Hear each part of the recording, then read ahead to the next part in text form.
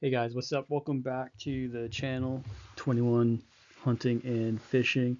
And I've wanted to make this instructional video, what have you, for a while because I've just always found it really interesting and helpful when you are hunting and fishing. And I'm going to teach it in the way that I learned in the military. So unless you have a MGRS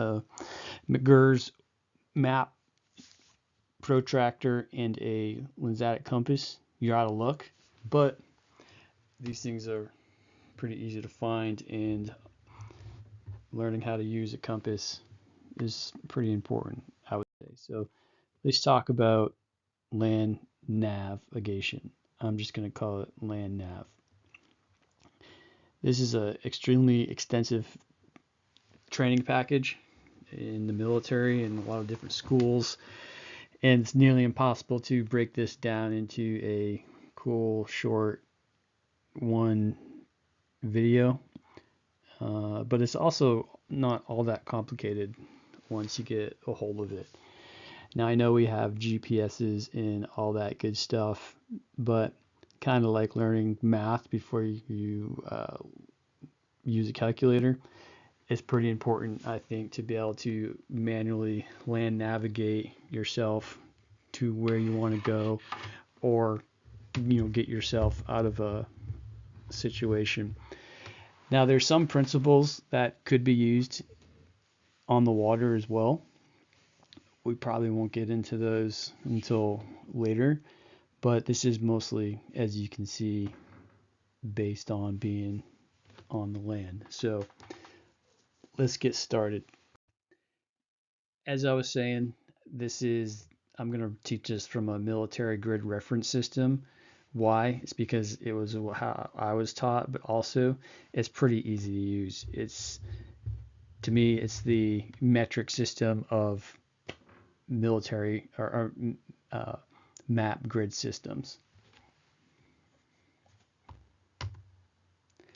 So what is the military grid reference system? MGRS is the geo coordinates that is used by everyone in NATO for locating any point on Earth. An example of a MGRS coordinate would look like this. So you have the 4Q FJ 1, 2, 3, 4, 5, 6, 7, 8. And I color coded these for a reason. As the first bullet states, this is the coordinate system for anywhere on Earth. So the Earth has to be broken down and sliced and diced into unique points, unique references, unique maps. So let's get into it. Okay, so the 4Q is the grid zone designator. The FJ is the 100,000 square meter identifier. And then the 1, 2, 3, 4 is the easting. 5, 6, 7, 8 is the northing. Probably not making too much sense yet. What does all that mean? So the 4Q is pretty big piece of the Earth, precision level to 6 by 8 degrees in most cases. Not exactly sure what that means. We didn't use degrees, but what I am like this in this case anyways, it's a pretty big part of the Earth. The FJ is the 100 kilometer grid square ID. So right now, the 4Q FJ identifies a unique 100 kilometer square area on the Earth. Not very precise if you're trying to land navigate. So now we start getting to the more precision here. So the 1 and 6. So remember, the 1 is the northern and the 6 is the easting.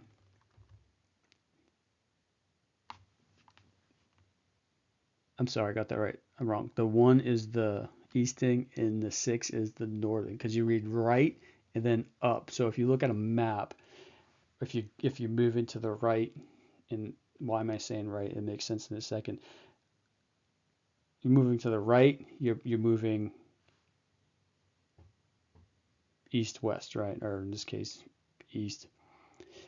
If you look at a map and now you are reading up, you're going north. So easting and northing. That's how those get their names. But when you add that 1 and 6, now you have a precision level down to 10 square kilometers. So we went from 100 square kilometers to 10 square kilometers. Now when you add another number, so in this case a 2 and a 7, now you have a precision level down to 1 kilometer squared. Add another number, now you're down to a precision level of 100 meters, or 0.1 kilometers. Then you keep going. Okay, so now you add another number, precision level down to 10 meters.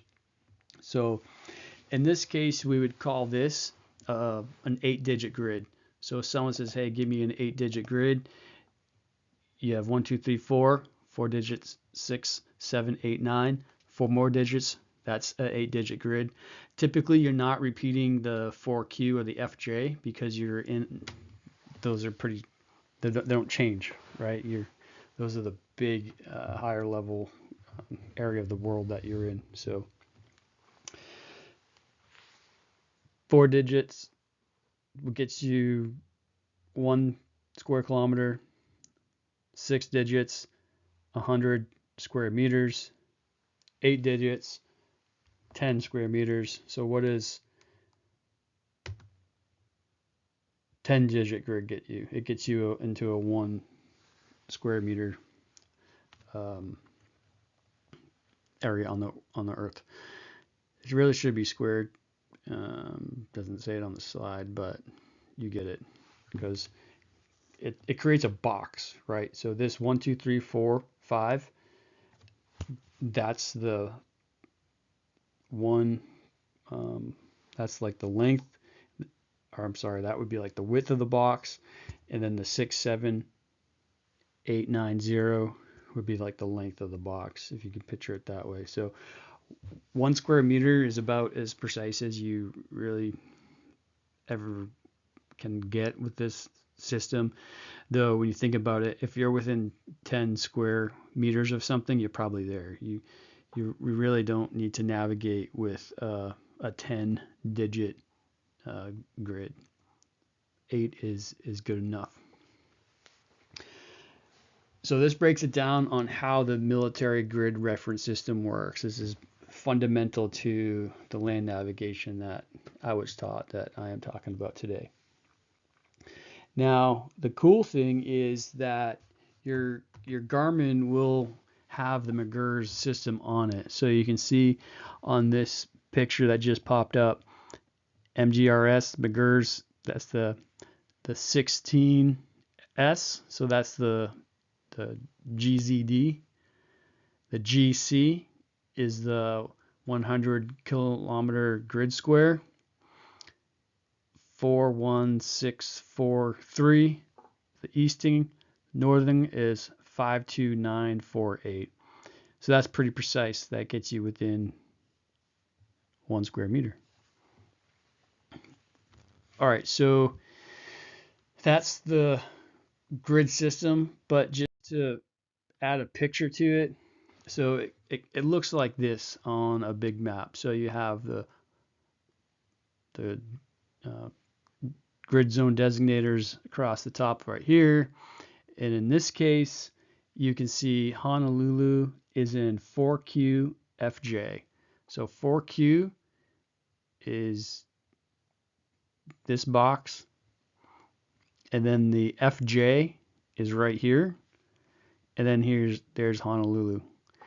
Now, one thing you notice about this map is the lines aren't perfectly parallel. The lines going up and down. Now, the ones going across the screen are parallel, but I'm talking about the lines going up and down. What do the lines going up and down measure? They measure the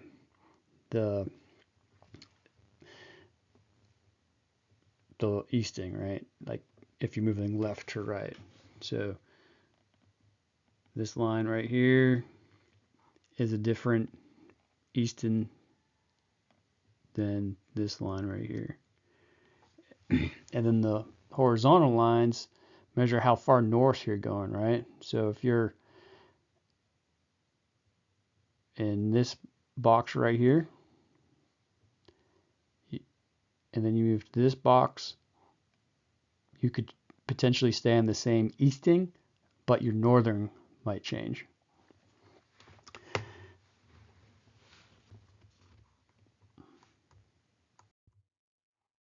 All right, so that is the MGRS system.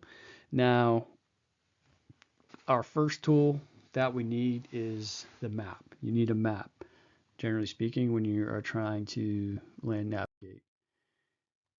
One important thing to know about the map is there's different colors on it for a reason. So black are man-made objects. Red are typically, or not typically, but they're roads, as you can see here. The blue is for water, so you can see some blue on this map. This looks like an intermittent stream. I don't need to memorize what the solid line and the dots mean because there's a legend somewhere on the map, not shown here. That would just tell me. The green identifies vegetation, so you can see there's some vegetation around here. And the red-brown, all landforms such as contours, fills, cuts. So if you know what topographical map does, so here is a squiggly line. What does that mean? It means everywhere along this line right here is 500 probably meters above sea level.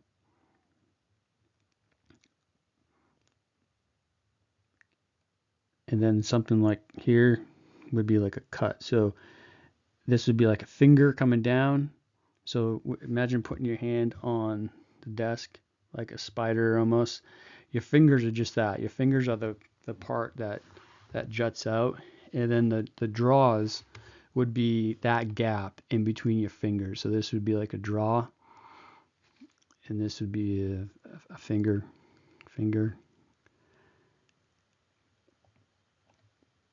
Other things on the map, they'll have different symbols, but there's a lot I'm not going to cover. But every map has marginal information in the margins, and that will tell you what this symbol means. Right here, I happen to say quarry.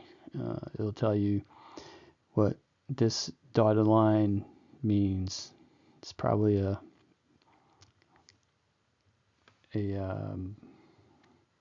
pole line, and it's black, so we know if something's black, it's a man-made feature. And what else? I'm just looking at this map. There's other information that we'll cover in different slides, but yeah, that's about it. So this is obviously a pretty built up area. These are all buildings. And one cool thing about military maps is they're red light readable. So in the military, we typically don't use white light. We use red light, and I still use it even out because the reason why I use red light and not white light is because the white light will flood out your so-called night vision. It makes your eyes have to strain when there's a really bright white light and then you look into dark, so your pupils are constantly relaxing to let more light in, then constricting, while that red light is just enough light to typically be able to see. It can't be seen from long distance like white light can be, and it helps your eyes adjust between like the red light and then the dark, the complete dark. Okay, so probably the most important thing in the map, marginal information that you will find is the declination diagram. It shows you a picture of 3 different types of north. What? There's 3 different types of north? Yeah, there's 3 different types of north. The first one that you'll see is magnetic north. That is where your compass points. Your compass does not point to the North Pole. It points to the magnetic north, which is somewhere in the Hudson Bay of Canada.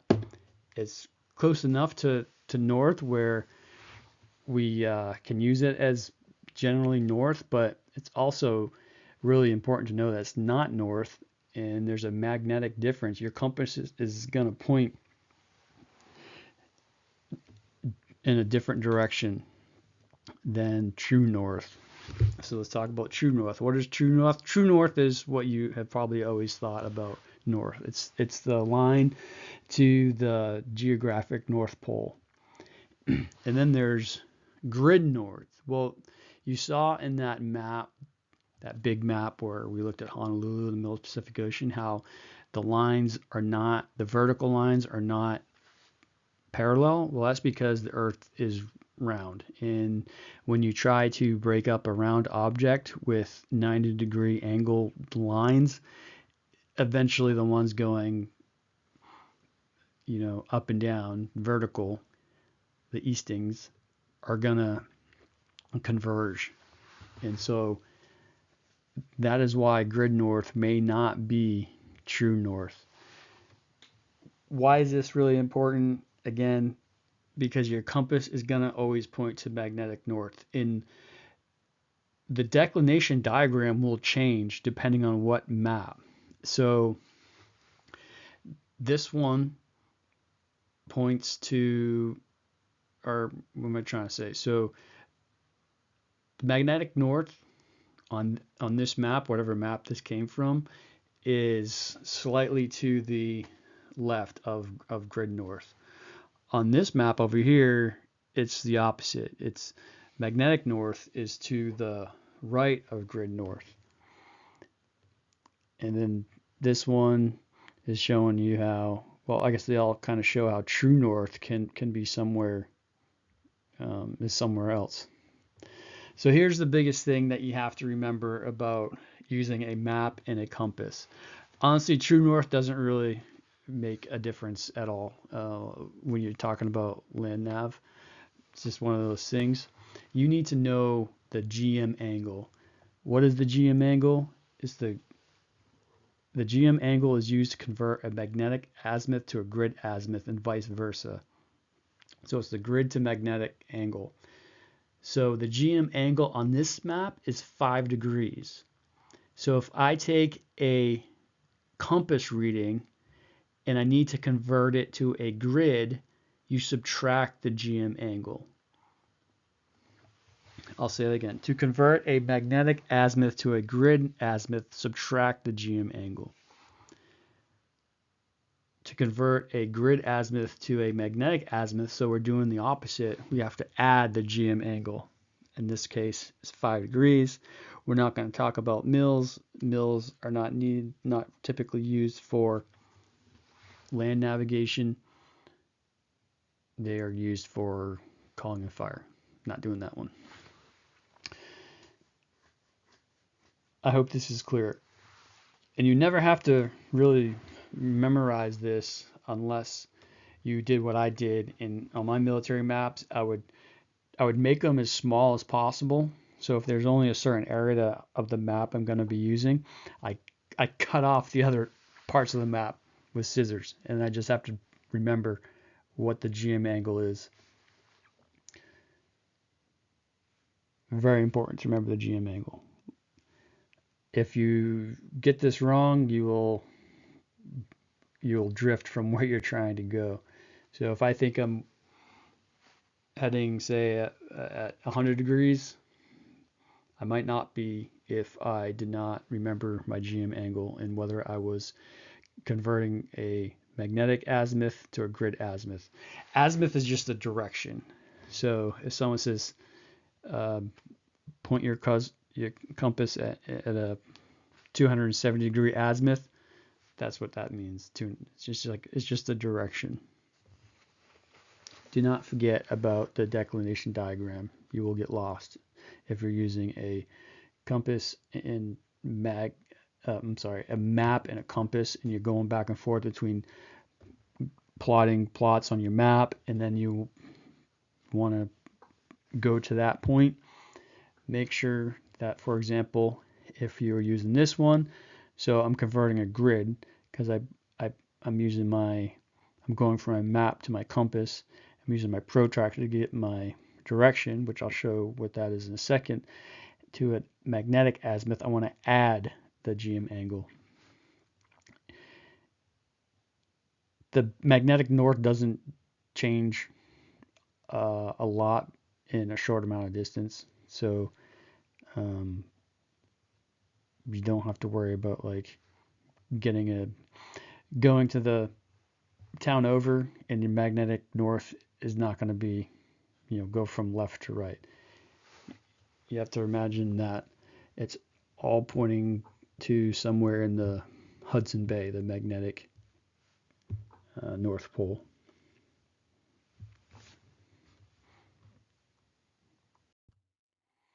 The other thing, so we talked about direction, now we're talking about distance. So there are different scales of maps. I'm not going to really get into that, but this is pretty self-explanatory. On this scale, it tells you this particular distance on this map is probably 1 kilometer. And this distance is 500 meters. The distance from here to here is 2 kilometers, or clicks. A lot of times we just say clicks. And there's different scales, so of maps. Just keep that in mind.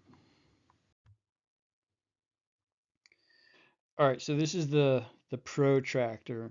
The protractor is really important when you're plotting grids on a map and you want to get from point A to point B. This is how you make those points. What do you need to worry about on the protractor? Well, the numbers on the very outside of it, those are mils. Again, we're not talking about mils, we're talking about degrees, so we're talking about these numbers right here. And just, you always have to remember, there's 360 degrees in a circle. Yes, I know this is square, but you get it. And then the red numbers are the back azimuth. So what's a back azimuth? So if I'm going, let's say I'm going for azimuth that's at 5 degrees, and I'm like, I forgot something, I have to turn around and go back. I then point my compass at 185 degrees. So what do you do to get from 5 to 185? You add 180. So then I'm walking 185. I get wherever I need to go, and then what? I need to go back to, I want to go the direction I was going, so 185. Because I am over 180, now I need to subtract 180 to get 5. So that's pretty easy to remember because there's not more than 360 degrees on a compass. So if you're like, I need to take a back azimuth, and you add 270 plus 180 because I'm over here going directly west, well, I get more than 360. So, oh yeah, that's right, I have to subtract 180 degrees. So in this case, 90, which would be due east. I mentioned earlier that there are different scales on maps. So this is a 1 to 50, we would call it. This is 1 to 100, and this would be 1 to 25. So 1 to 25 is your most precise, right? But you have your map, your 1 to 25 map covers and displays half the area that 1 to 50 map would on the same size piece of paper. So that's important to know. This protractor has the grid GM angle on what to do, how to go from magnetic to grid. And let me just zoom in. So if I shoot a magnetic azimuth, and my magnetic north is on the left of the grid north, and I want to go from magnetic to grid, then what do? I subtract the angle, the GM angle. If I take a direction on my map, and now I want to shoot that azimuth on my compass so I can actually walk there and go there, I add that angle. So that's one trick that will trip people up, but again, it's not all that complicated. If you can read this, flip it over. That's important. Don't use your protractor flipped upside down, and you will get all screwed up as well. And you notice how one starts here, and then as you move to the left, numbers get higher. Why is that? Because you read left then up. So I will show now what it looks like. So pretend you just saw, well, you don't need to pretend, you saw that triangular cutout on that protractor. So let's pretend we have a map and there's this point C here. I put my protractor on that grid square and I read right. So I'm going to slide it to the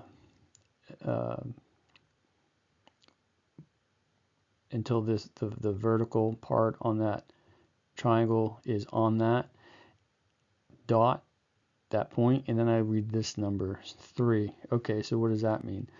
That means this little dot right here is 303. And then I read up. I read right and up. What is it? 7. And because I'm going up, remember these measure north and south. 507. So I have the 50 grid line and I add 7. I know it's 7 because I see it on my protractor.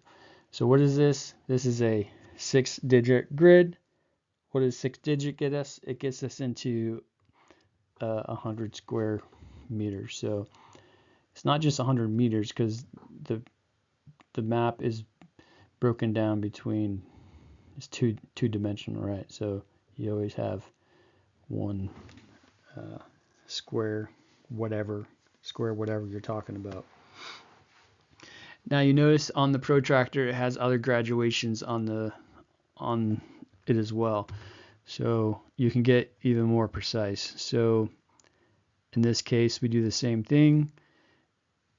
The C has moved a little bit, so now it is 3036. How do I know that? Because I read right here. When I say right and up, imagine moving the protractor to the right and then looking up. Going this way, right? So it is kind of opposite in what you've always kind of learned. 1's here, 9's here. So 3, so that would be 5, but it's a little bit past the 5, so they're calling it 6. And then you read up. Up. It's past the 7. It's not quite to the 5. Hopefully you can see that. So the C they're calling it is at 73. So this would be a 8-digit grid. 8 digits. 1, 2, 3, 4, 5, 6, 7, 8. So that is the basics of the protractor. Now there's one more very important tool that we haven't talked about yet, and that is the actual compass. Now in the military, we use the Lensatic compass. You can buy these. When I was putting this together, I saw them for sale anywhere from about $70 to $100.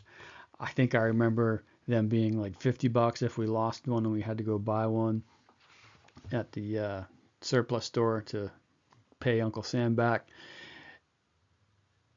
Really cool tool. I think it's a pretty amazing tool. This thing, when used properly with the map and compass, it basically can completely replace a $1,000 GPS. A few things about it.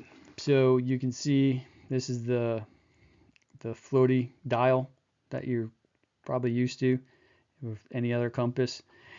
The bevel ring, this thing will move. It turns. Why? Because you have to do that with Nightland Nav. We're not going to talk about Nightland Nav. This is like a gun sight. So when you take a azimuth, what you want to do is, hey, I need to take a 207-degree azimuth. I hold this thing up to my face, like almost like a gun, and I'm looking through this slot right here, this wire right here, and I'm like, okay, 270 degrees. Is there a huge maple tree? Okay, so now I'm going to walk straight to that maple tree, and I'm going to keep count of my steps, because how do you measure distance? Well, you should know what your pace count is. How do you get your pace count? Go measure out 100 meters, not yards. Remember, working in meters. Measure out 100 meters and just start walking and count how many paces it takes you to do 100 meters. That's your pace count. It can get pretty complicated when you're shooting about 800-meter azimuths like we had to do on our final land nav, but there's methods to keep track of that, which I won't really get into right now. One other thing to know about this compass is when this thing flips up and down, you flip it down first before you close the top.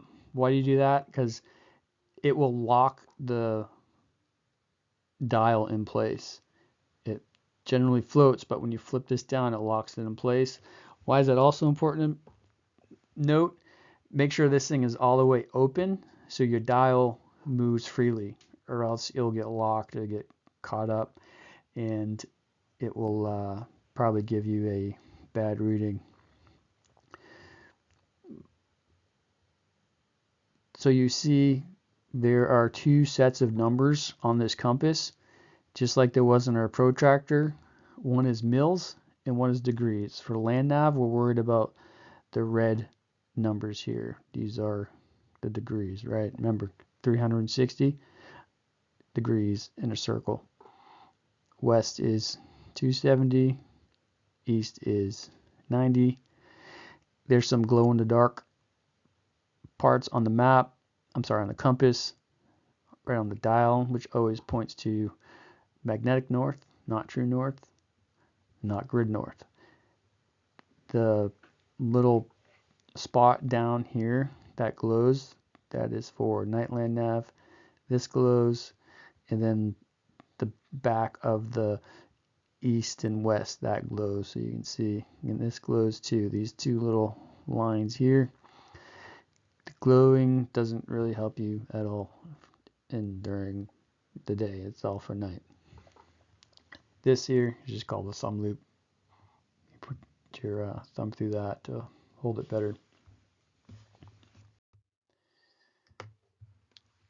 So a diagram of essentially everything I just talked about. You got the cover, you got the base, you close the sighting slot thing, you close the cover, then you close the thumb loop. These things have strings on them. I always dummy corded it to myself because, well, if we lost our compass, we automatically failed that event, and If you're not worrying about failing the event, you're just worried about not getting lost, then you dummy cord the compass to you so you don't get lost. The edge can measure distance, graduated straight edge floating dial. It tells you what distance graduation this is in. So this is a 1 to 50. We just get 1 to 50, not 1 to 50,000, 1 to 50 kilometers. And yeah, pretty cool tool. All right, so that is part 1 of land nav. We haven't even talked about how to really use some of these tools yet.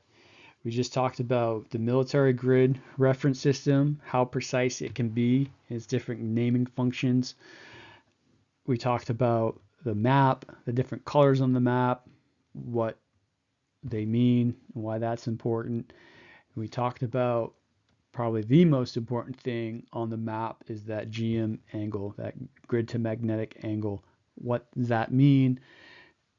When I take a azimuth as I'm standing there with my compass, and if I want to put that on the map, or if I am doing the opposite, if I am plotting a spot on the map and I want to convert that to an actual azimuth that I can shoot. Whether you have to subtract those angle, whether you have to subtract the GM angle, which is given on the map, it's usually less than 10, or add that angle, the GM, the map is going to tell you.